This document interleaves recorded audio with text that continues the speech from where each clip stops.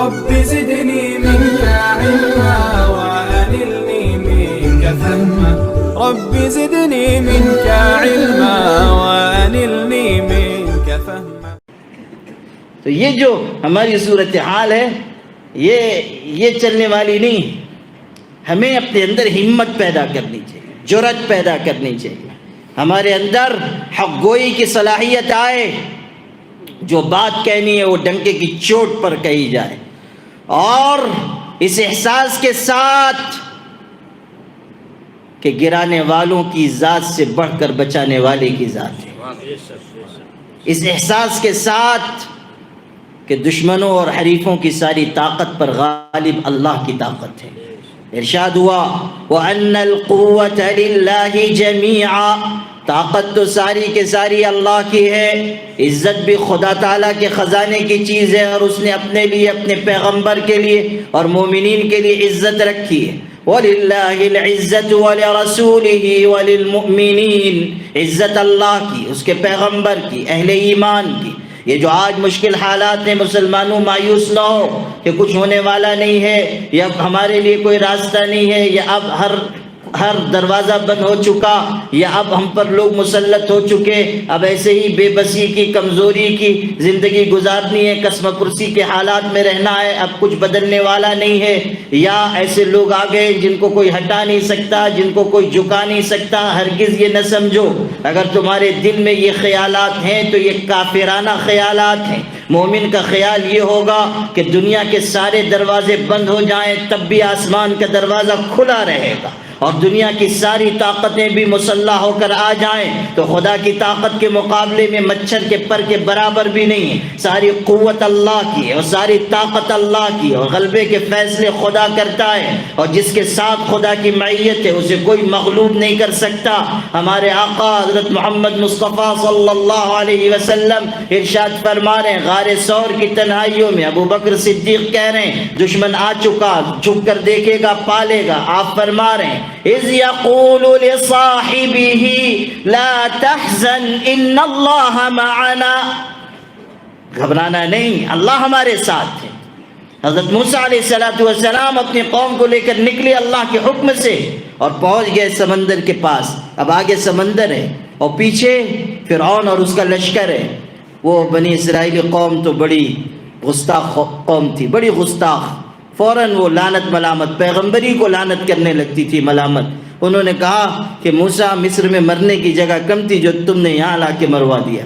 سامنے سمندر ہے اور پیچھے فرعون اور اس کا لشکر ہے، پیچھے بھی موت اور آگے بھی موت.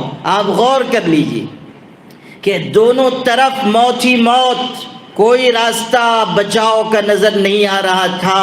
لیکن اس وقت بھی پیغمبر ایمان و یقین کے ساتھ کہتے ہیں کلا ان معی ربی سیہدین، ہم ہلاک ہو جائیں ایسا نہیں ہو سکتا، میرے ساتھ میرا پروردگار ہے، ان قریب وہ راستہ نکال کر دکھائے گا، ان قریب وہ راستہ بنا کر دکھائے گا.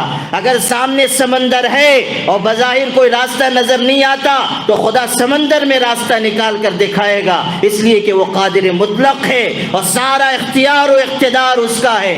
قل اللہم مالک الملک تؤتی الملک من تشاء وتنزع الملک ممن تشاء وتعز من تشاء وتذل من تشاء بيدك الخير انك على كل شيء قدير تولج الليل في النهار وتولج النهار في الليل وتخرج الحي من الميت وتخرج الميت من الحي وترزق من تشاء بغير حساب.